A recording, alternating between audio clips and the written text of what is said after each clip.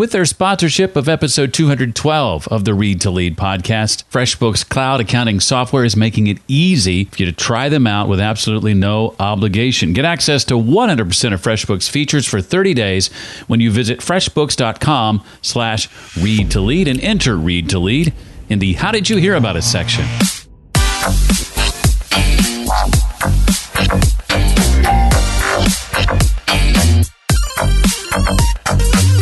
If you can get the feature set nailed down, and if you can get the outcome nailed down, it's that value proposition. What is the outcome going to be from that service? Then price all of a sudden kind of starts to become relevant. Hello and welcome to the Read to Lead podcast. This is the podcast that's dedicated to your personal and professional growth. I'm Jeff Brown and believe that if you desire to achieve true success in business and in life, that intentional and consistent reading is a must. And the Read to Lead podcast is going to help you narrow this ever-important reading list and bring you key insights and valuable ideas from some of today's most successful and inspiring authors. Today, we get to hear from across the pond, Mr. Robin Waite. That's Waite. He's the author of Take Your Shot, How to Grow Your Business, Attract More Clients, and Make More Money. I'm going to ask Robin to share some tips for staying on top of your goals rather than doing what a lot of us, especially in service-based businesses, do, and that's constantly jump from one activity to the next. Some of the common pricing mistakes he sees coaches and other service providers make, understanding the lifetime value of your customers, and much, much more. In short, if you're a coach or a part of a service-based business, today's episode is especially for you. If you like what you hear today and you want to dig in a little more, you'll find the show notes for today's episode at readtoleadpodcast.com/212 for episode 212. The studies I'm reading say that going on into next decade, the percentage of people working for themselves, freelancing, etc., going up about 10%, from about 30% of the population, at least here in the States, to about 40% of the population. And whether you're included in that group now or you think you will be in the near future, you need a cloud accounting software solution, and that's where our sponsor, FreshBooks Cloud Accounting Software, comes in. FreshBooks understands what people like us need. They've made their software ridiculously easy to use by simplifying tasks like invoicing, tracking expenses, and getting paid online. You might say they've drastically reduced the time it takes for over 5 million people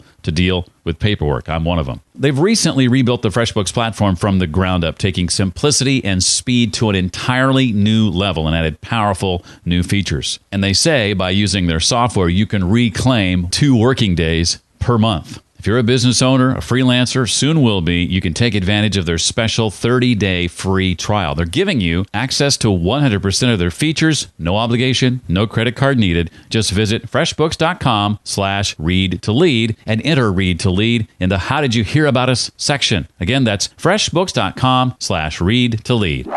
From 2004 to 2014, Robin Waite ran a successful design and advertising agency serving several hundred clients. And during that same time, he helped over 1,000 business owners improve their marketing, product architecture, pricing, websites, and digital advertising through workshops and masterclasses. He is now one of the most successful business coaches in the UK, running his Fearless Business Coaching program that's designed to help businesses double revenue within as little as 6 months. And his latest book to help more businesses do just that is called Take Your Shot, How to Grow Your Business, Attract More Clients, and Make More Money. Yes, yes, and yes. Robin, welcome officially to the Read to Lead podcast. Excited to have you here. Oh, thank you. I'm super excited to be here as well. Thank you. Well, when I first picked up the book, I was not expecting the kind of book that it was going to be, the structure, the format, the method you chose to deliver your key points. And I'm curious if you could maybe describe that a little bit and answer why you chose to go that route. I thought that was very intriguing. Oh, thank you. No, it was a bit of a personal project. 'Cause my first book, I kind of did it very much as a how-to guide. And I realized there's so many business books out there that are a little bit kind of a bit dry and a bit, I struggled to kind of engage with them. But there was a couple of books which I've read more recently that are told as a narrative. And I thought it would be a bit of a creative challenge to write a story, a parable, as opposed to a how-to book. So that's kind of what I did. And Russ he was one of my earliest coaching clients, and I actually tell the story quite a lot when I'm out doing sort of speaking in front of audiences. And everybody kept on coming up to me going, "You should write a book about that. You should write a book about that." So effectively, I just told the story in book form. Obviously, it's slightly elongated, but I just wanted to tell that story. And most people who've read it have said they've picked it up and just haven't been able to put it down. So hopefully, that's a testament to how engaging it is in that structure. It is. It really is engaging. And when I picked it up, I basically read it through without putting it down. I just sat down in one sitting and went through the whole thing. I was going to say, you're not the first. I have to send out a public warning whenever with the book to say that basically it'll take an hour and a half or 2 hours of your time and you won't be able to put it down. Well, as you've worked, Russ. We're getting into the characters of the book now. As you've worked, Robin, with owners of service-based businesses, what are some effective methods you found for helping them stay focused on their goals rather than doing what so many of us do, I think myself included, constantly jumping from one thing to the next? Well, first of all, it's a bit of a mistaking me for Russ is quite intriguing, because actually part of Russ obviously comes through in the book. So yeah. Obviously Russ is a real character, but the emotional side of what goes into the book I had to draw on my own personal experiences from. So it's interesting you made that kind of that kind of faux pas, but it wasn't really. But no, in terms of keeping focused on the goals. So really what I help people through my coaching program is to slow down in order to speed up. So what I mean by that is that because most business owners are busy doing, and this is something Michael Gerber talks about in the E-Myth. He talks about being a tactician. So we start a business and then we get stuck in just delivering, going through the delivery processes, because that's what we used to do when we had jobs. So my job is to stop people from just doing the delivery and remember that they started up their own business because they had this entrepreneurial spirit and this entrepreneurial sort of idea. So I remind them they have to stop and think about that entrepreneurial idea, and also remind them they need to be a bit of a manager in their business, and take a look at all of the activities they're doing from a tactical perspective and make sure that they're still pointing towards taking them towards their goals.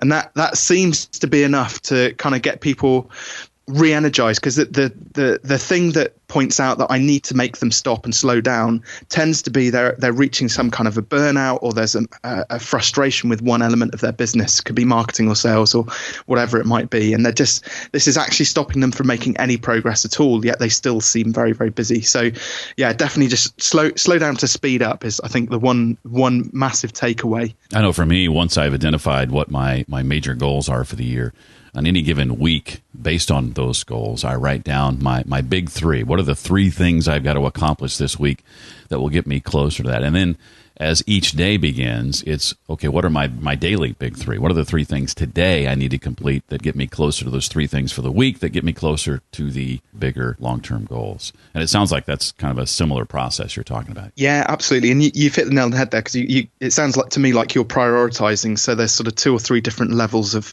how important those activities are that get you close towards your goals. So no, that's exactly what I do. And then the beauty of it is, once you've kind of written down a list of what those activities are for that week or month or however long it is, you can actually create something called a default diary. So if you know that 70% of your time is spent delivering, 10% of it needs to be in sales, 20% needs to be in marketing, you can actually block out chunks of time on a regular basis out of your default diary, and that just keeps people on point. And it's easy enough to draw it out on a bit of paper, but then you need your calendar to be a bit of a boss to you. So if you then put those, say for example, if it's Marketing Monday, every Monday morning you do some marketing activities, put it into your Outlook or Google Apps calendar as a reminding diary entry, because then if somebody says, "Oh, can we meet up on Mondays?" You've got to look at your diary and override it. So you've got to go against what the boss is telling you to do if you want to book in that meeting.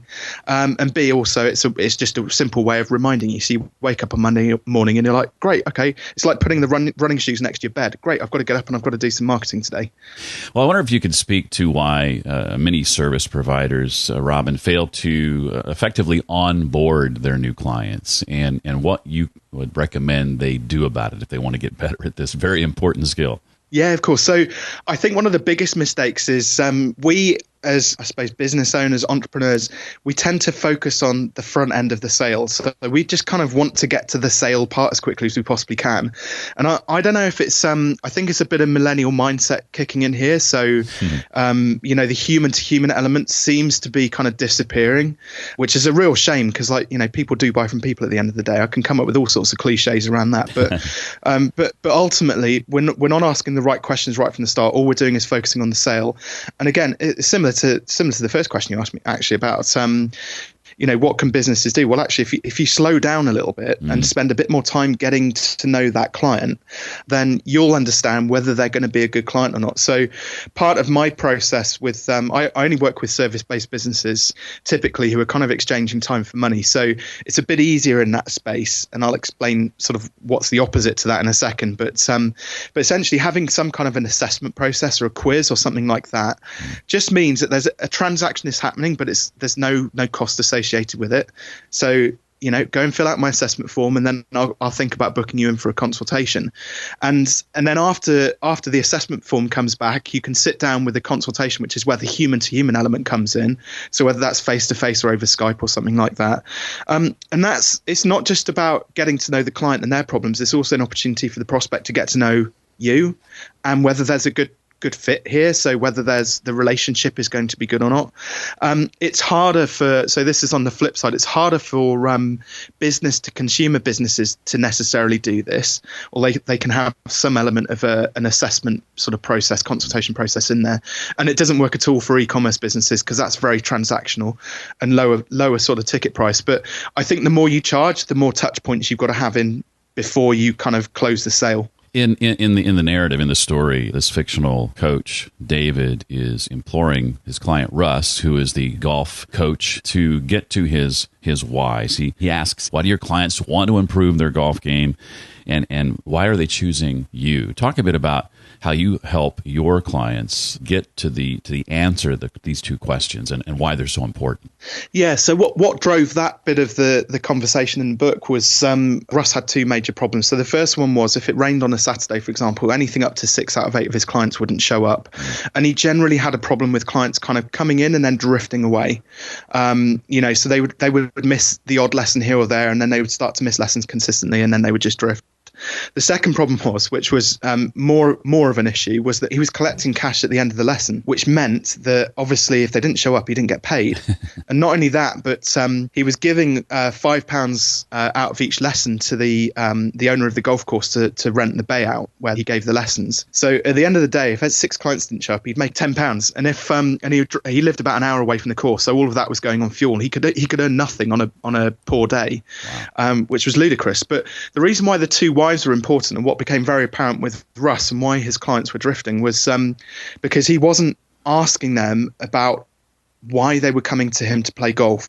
He was asking questions like, what clubs do you play with? How long have you been playing for? When can you start lessons?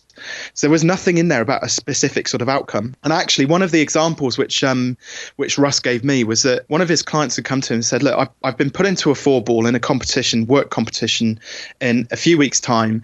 And they've put me in the same 4-ball as the MD of this big company. And I really want to impress him. So I just want to outdrive him off the first tee.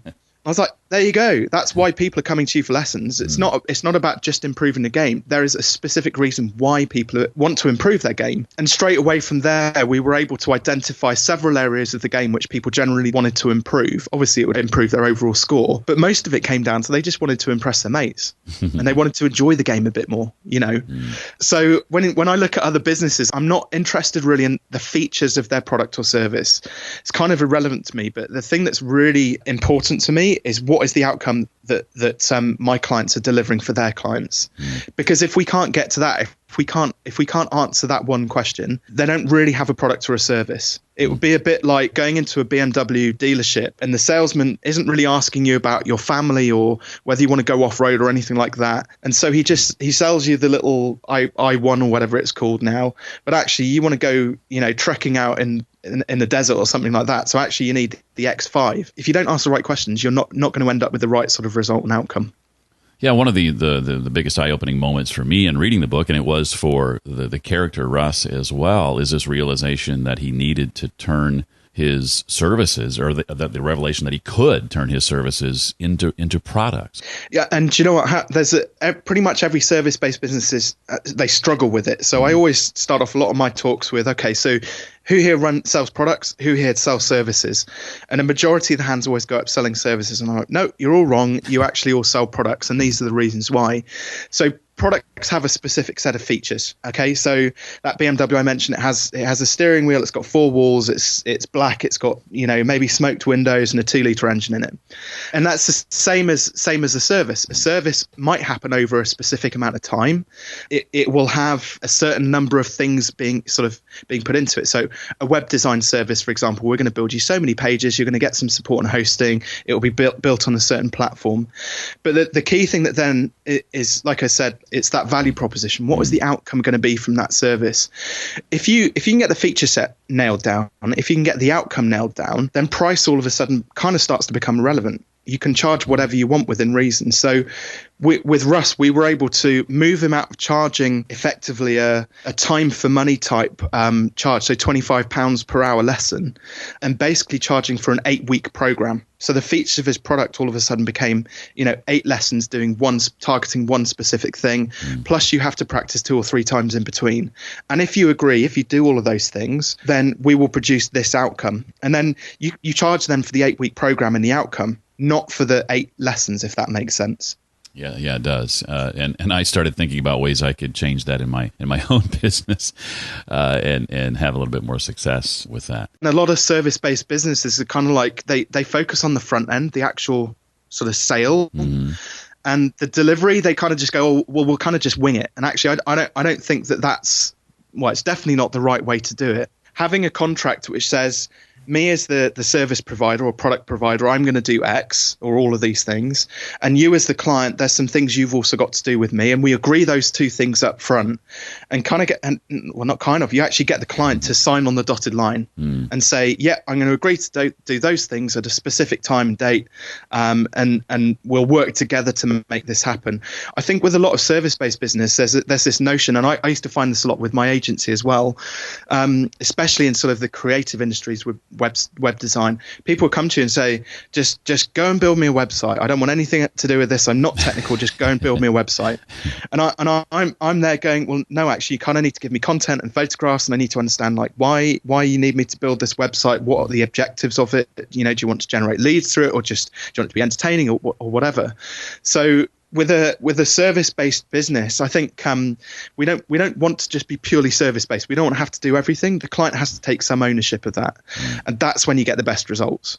I'm wondering, Robin, if you can speak to the importance of understanding the lifetime value of your customers. Absolutely, 100%. So thinking about the difference between the front end and the back end now. So the front end sale is like selling a product up front, just a one-off.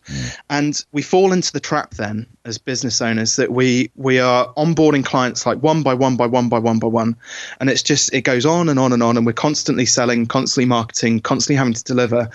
That's not a bad thing to be. If part of that sales process can be automated, great. But I think for a lot of small businesses, especially service-based businesses, that's not possible. So I try and help business owners to develop products which have some kind of value on the back end. So again, thinking about Russ was a simple one because he had 5 products, and somebody would come in and do the drive 30 yards further product, and they'd complete that 8-week course, and then they'd come and do the lower your handicap course. So he had that repeat business coming in, and he didn't have to sort of go through the sales and marketing process.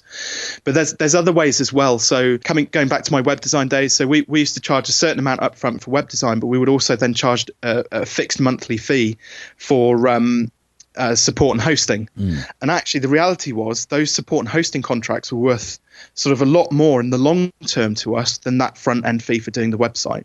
So that what we discovered was if we charged a bit more for the front end fee on the website, it would act as a qualifier in its own right. Does this person have enough money? It's not as simple as that. We obviously also delivered more value as a result of it, but that was part of the compromise. But it meant then that it was easier to ask for the support and hosting on the back end and add more value there because they understood the value of it. So we would make 3 times the amount of value on the back end with support and hosting than we would on the front end for build fees. because we would just build up a bank of really loyal customers. That actually saw my agency through the recession back in sort of 2007, 2008. And in my local area, there was about 50 web design companies. And by the end of the recession, there was only 5 of us left, and we were one of those. And it was mostly down to the fact that we focused not on the front end of selling websites, but actually we were selling websites and support and hosting. Most of the clients I work with will double their income within a very short period of time. So I'm not going to make false promises, but a lot of my clients, I had 30 clients last year who did it within 6 months. I did have one client who was a small, it was a husband and wife web design agency who were earning about £1,000 a month. So probably what's that, about $1,200, $1,300 a month. When we first met, within 3 months, we doubled that. Within 8 months, we trebled it. And then just recently, we clocked over a year, and they're just getting up to about £4,000 a month now. And that is through them really focusing heavily on they were charging about £8 a month for support and hosting. And I said, no, we're going to create a product where you can charge 5 times that basically for support and hosting. So they add in extra layers of security, a better service level agreement, and an extra hour's worth of support time built in within that. So the clients are getting constant touch points. And very quickly they've been able to grow that business. And it might sound like small, like very modest amounts of money, but for my clients, this is for Rich and Amy, the web design couple. For them, it's the difference between moving out of rented accommodation and being able to save up for a deposit for a mortgage, and actually move into a bigger house. They've got 2 young kids as well. And so what I do, I change lives basically, one client at a time, and it's thoroughly enjoyable. And like I said, once people get to grips with these concepts and they're just a bit braver, a bit more fearless over making large bold price increases, but being able to understand the true value that they can deliver, that's when the really fun, juicy stuff starts to happen. Because I think a lot of business owners, they just really undervalue themselves, really undersell themselves. I think you're exactly right, and that's the key distinction. We're not talking here about just raising your prices. It's understanding the value you bring and being able to effectively communicate that. 100%, absolutely, and it's my job. Like I said, well, not my job. Michael Gerber said, it's the tactician. Like Richard was very much a tactician in that business. That's all he was doing, was building websites. And I think if you can't do the entrepreneurial bit, find somebody who can. And that's where a business coach specifically can come in and be helpful, because they can help you develop that vision for your business and help you through making those decisions that you would normally find quite difficult to make on your own. Because actually business is really hard. And I think that the internet has made it 10 times harder. And the reason for that is I'm thinking about I'm going to throw some UK statistics out there. I don't, it's probably, it will transgress, I should think, across the Atlantic and probably worldwide. But 25 years ago, so the internet was officially 25 in 2017. At the dawn of the internet age, there was only 468,000 registered businesses in the UK. Now there's 3.9 million. So what that means is every business, every sector is 10 times more saturated than it was before. There's 10 times the amount of competition. And the internet is supposed to have made it easier, but in reality, it's 10 times harder. We've got this global marketplace. You've got people who are building websites sort of in Asia and the Far East who are undercutting the prices over here. And there's all sorts of complexities around sort of communication and things like that. And just, there's no new ideas. There will never be a new Facebook. And I think once a business owner really kind of gets to grip with that concept, actually it makes life a bit easier, because then it's like, well, there's 3.9 million businesses out there, but I only need a few of them to kind of buy into what I'm doing. I only need my small tribe to get what I'm doing, and I can have a really prosperous business. You talk about statistics. Some of these stats I've seen in the U.S. along the lines of the workforce and the makeup of the workforce suggest that by 2020, I think it's, and I'm probably going to mess up these percentages, but I think by 2020, it's 30% of us will be freelancing, and by 2030, as many as 40% will be freelancing or working for ourselves. And so as more people venture into that space, more people are going to need to understand the concepts you're talking about here. 100%. I think you're absolutely right. I think I back those stats up. I know a number of people, influencers over here, are saying that the number of businesses is going to double by 2020. So, over here, that's probably about 40% of the workforce will be running their own businesses, which I think is phenomenal. I think it's a great opportunity. I think there's no better time to start up your own business than now, because there's all these fantastic sort of SaaS-based tools out there. can publish your own books. You can, you can start up a podcast. You can get out to tens, if not hundreds of thousands of people, and build tribes, and you can kind of innovate and build your own products. But you have to understand that is the nature of the beast that we're dealing with nowadays. Like I said, otherwise you're going to be launching a business into this world, not realizing that there is so much competition, and it can be quite overwhelming, I think, to a lot of people. Definitely. Well, I want to ask you a couple of questions, Robin, if I may, that aren't directly related to the book. But before I do that, is there anything else you want to make sure we know? So I think one of the key messages which I'm telling my clients and a lot of people I'm speaking to at the moment is that the world of marketing is kind of changing quite dramatically. So thinking about Russ and his story, about asking that question about why his clients came to him. You know the old saying, sell to people what they need, not what they want. Yeah. So I actually think that's wrong. I think nowadays what we've got to do is market to what people want, sell them what they want, and then give them what they need. Does that make sense? The marketing message, like nowadays, especially for businesses who are service-based, tends to be quite staid and very vanilla. So they just go through the features of their products and maybe list the odd benefit. But I actually think we need to speak volumes. We need to really back ourselves and speak volumes about what outcomes we can create for people. Because that's the only way to make us stand out amongst this noise. Imagine if I went out there marketing my Fearless coaching program and saying, hey, I can make your business run a bit better. It's a bit weak, isn't it, compared to I can double your turnover in 6 months. So I encourage people to be a bit more brave with what they're doing in their marketing message, and find out exactly what it is that your clients want. I did a post recently on LinkedIn about, and I started to realize that actually most small business owners want leads. So to test the marketplace, I just put a post on LinkedIn about, does your business need more leads? And it was the most popular post I've put out yet in terms of likes, shares, comments. And it seems to be the biggest problem everybody's got. So now I've got to go and answer that problem. And I've got a number of resources that I'm pulling together at the moment to create a challenge for it. But clearly you've got to really deeply understand your client's biggest problem and market to that, and also sell them that. Because if you're not confident, if you can't give a money back guarantee, then you shouldn't be selling that product or service. And then finally, you go into features and you deliver whatever it is that they want. Excellent. Well, I want you to put your thinking cap on here, Robin, and think about the books that you have read over the years. I'm sure there are many. What would you say are the 2 or 3 titles that immediately come to mind as having had a big impact on you, and maybe share why or how they impacted you as they did? Yeah, so one of the first books which I read during my sort of early self-development days was a book called Built to Sell by a guy called John Warrilow. Yeah.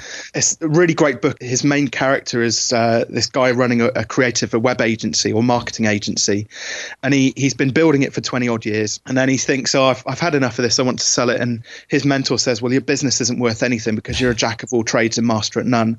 So it goes on this journey then of his mentor guiding him. It's a little bit like Take Your Shot, actually, but it had a major influence on me. So that's probably why I kind of followed a similar sort of format. But it's a really fantastic way of looking at narrowing down like to our core area of expertise and getting the reader to focus on doing just one thing and doing it really well.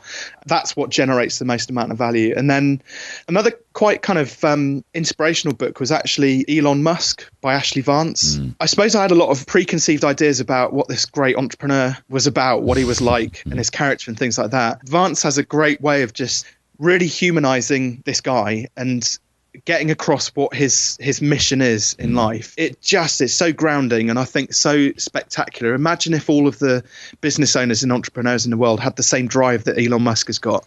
Imagine where we would be. If anybody ever tells me, I don't have enough time to do something, I'm like, but Elon Musk has got exactly the same time and he sends space rockets, up to the moon. So you can't give me that excuse.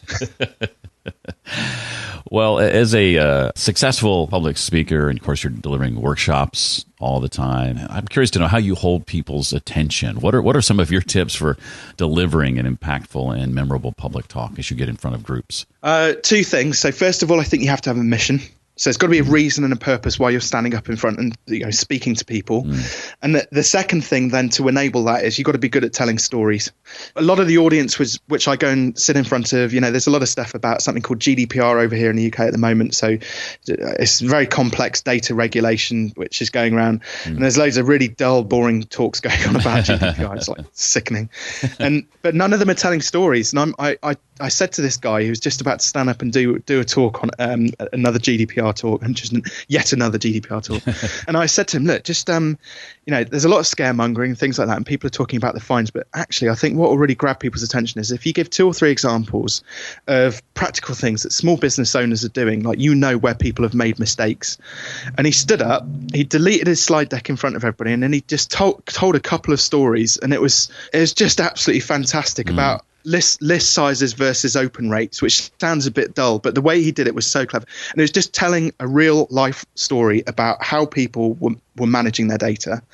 So I tell stories about my clients. Like, the reason why I wrote Take Your Shot is because I was telling stories about Russ and how I helped him. And it's just a great way of conveying information about what you do. Well, I know the book is coming up on its, I think it's 1-year anniversary here in a couple of months, so been out for a little while. So I'd be curious to know what you're working on now. What's coming up around the corner for you and your team that you're excited about? Yeah, so I'm working on a sequel to Take Your Shot at the moment, so which is specifically aimed at creative agencies. That will be out probably towards the end of the summer. And I've also just launched another book very, very quietly, because I had quite a good book launch process for both my books. So I'm mentoring on a business book writing course at the moment, and one of the things I promised them was a bit of a workshop on how to promote their books once it goes live. So I thought, well, there's 10,000 words, I might as well turn it into a book. So kind of I'm just busy producing content, but one of the things I got planned, which is really big for 2019, is I think the way people are consuming business related, like self-help, personal development material is changing quite dramatically at the moment. So I've got a plan next year. I actually want to set up a business TV channel. So it'll start off online. The idea being that every day I'll be online at the same time. So it'll be 10 a.m. till 1 p.m. UK time. I'll probably do something when it starts to grow later on in the evening as well. But the idea being it'll be guest interviews. It'll be business models. I'll be doing regular sort of challenges with all of the people who are members of it. Live workshops with people. So on the big screen, get guests on so that I can coach them live on TV. With a view that coaching is a funny one, because unless you're paying a coach on a regular monthly basis to meet up with them face to face, a lot of it's done on a one-to-one basis. And I've noticed the biggest impacts that I've had with people has actually been in a group environment. And I think, well, if you're going to do groups, you might as well do big as you can possibly get. Let's try the world. Why not? Yeah. Well, the book again is called Take Your Shot: How to Grow Your Business, Attract More Clients, and Make More Money. His name is Robin Waite. Robin, thank you so much for being with us today and for sharing your expertise and experience with all of us here at Read to Lead. Jeff, it's been an absolute pleasure. Thank you for having me.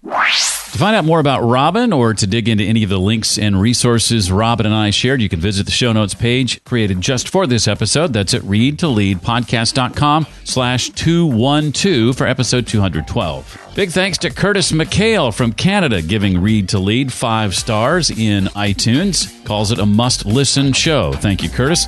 Curtis is also a member of our book club, Read to Lead University, where, among other things, we meet the 4th Wednesday of every month virtually and talk about the book we're reading and how we can help one another apply it to our lives. If you'd like to find out more about Read to Lead University and spend a few minutes with me face-to-face each and every month, you can check out readtoleaduniversity.com. We're so thankful to FreshBooks helping make the podcast free. You can find out more about their free 30-day trial and all the features included when you visit freshbooks.com/read-to-lead and enter Read to Lead in the How Did You Hear About Us section. Again, that's freshbooks.com/read-to-lead. Well, that does it for this week. I look forward to seeing you next time. Until then, remember, leaders read and readers lead.